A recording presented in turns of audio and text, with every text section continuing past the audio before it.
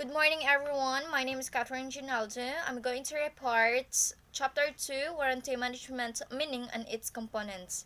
In other words, it is warranty for the product given by the manufacturer. In case of any poor performance due to the non-performance or any defect of the product will be made good by the supplier or manufacturer, either replacement of the product or repair of the product. For example, nipalit ka atong pa kay nga electric fan. Pero pag abot ninyo sa inyong balay, dili gyud siya mo andar. So unsa man ang imong buhaton? Syempre ibalik ninyo siya sa gaisano ug ang ireklamo didto ug ang tagigisano na bahala ato ilang ayuhon ba to nga electric fan or ilisan na lang to siya glain nga electric fan. And that was one of the example of warranty management. So let's proceed to the topic that I have. Subtopic A, documentation and control mechanisms of supply chain logistics. So nganong naaman ang documentation ug unsa man ni ka importante? Syempre, i-document yun na every item you have because para mahibaw-an ang pagproseso ni ini kung kawang ba or sakto ba or okay ra ba ang mga materials nga ilang gipanggamit. A logistical exercise originates at the buyer's end and involve multiple agencies including buyer, seller, 3PL, freight forwarder, transporter at various juncture, shipping lines, airlines, various government agencies, customs department at various location and financial institutions like banks to complete entire supply chain cycle. So, ang logistics kuno ning originate siya sa buyer's end. For example, ako ang buyer's end.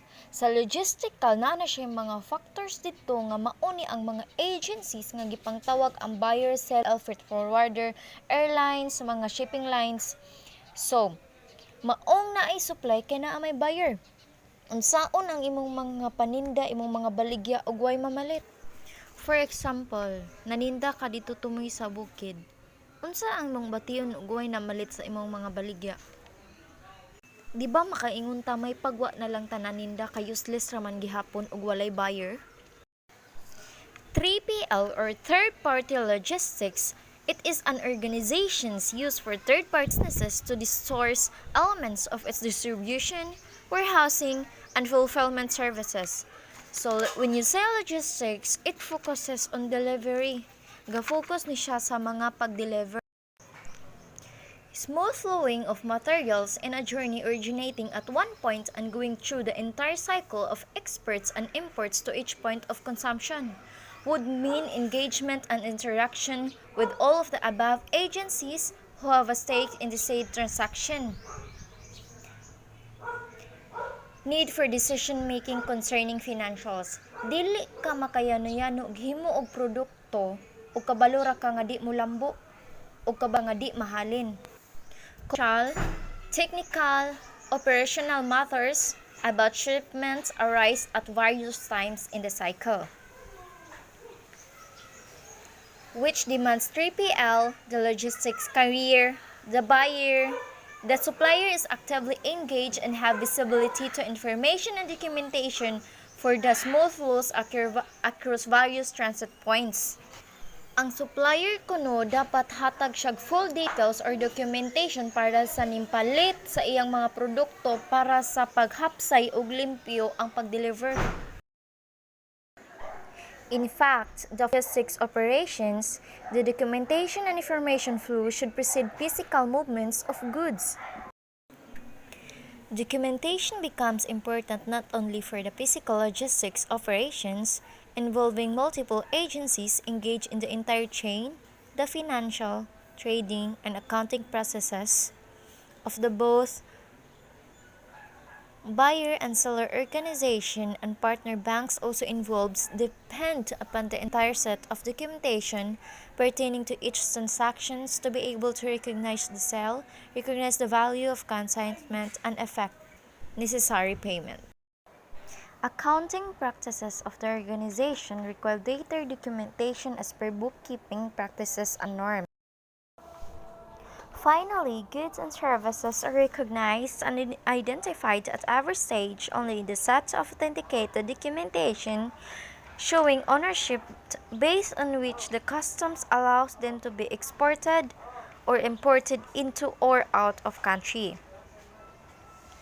There are many more aspects like terms of carriage by the carrier coupled with insurance liabilities and coverage that call for set of documentation covering specific aspects of transaction. Therefore, the entire supply chain transaction involves set of standardized documentation from buyer and seller, from TPL carrier and documentation as required by customs at exporting countries and importing country coupled by trading or bank requirements documents. The entire set of documents and the terms of trade have been developed and standardized across all countries to facilitate international trade. Incoterms or international commercial terms are a series of pre-defined commercial terms published by the International Chamber of Commerce relating to international commercial law. Today, software applications have built-in standardized documentation templates and modules and their offerings that reduce the amount of time and effort involved in preparing requirements. ERP modules contain the documentation formats as an integral part of its integral processes. 3PL logistics providers work with various software applications that have shipping documentation built into its operational processes and offer track and trace with documentation visibility to customers on the web. Filling documents with customs has been EDI enabled. Electronic documentation has become part of operations amongst all agencies. However, at customs and banking counters, original documents are required to be produced as negotiating and valid legal documents for shipments to be cleared though.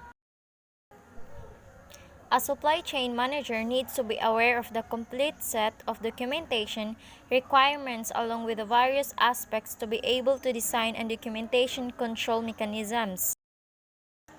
Errors in documentation will lead to financial damage, delays in delivery, and performance that is what manager aims to avoid.